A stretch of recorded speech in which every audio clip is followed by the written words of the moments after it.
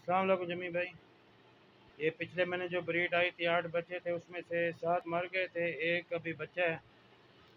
और ये जो 2 फीमेलें हैं ये हमने अपने पास रखी थी ब्रीड बढ़ाने के लिए। माशाल्लाह हेल्दी एक्टिव हैं, ये देखें माशाल्लाह।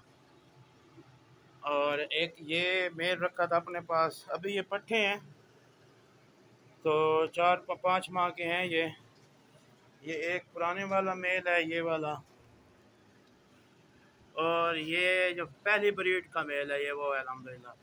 बाकी ये हमारे टेम्परेचर अपना फार्म का फुल भी हुआ है।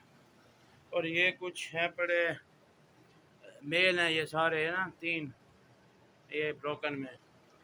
और ये भी बहुत गर्मी चल रही है, ये देखिए 38.4 डिग्री सेंटीग्रेड आ रहा है टेम्परेचर। बाकी अल्हम्दुलिल्लाह अल्लाह का शुक्र है, ठीक है, ये मतलब निज़ाम सही है, बहुत अच्छा काम है। ठीक है जी, अस्सलाम वालेकुम।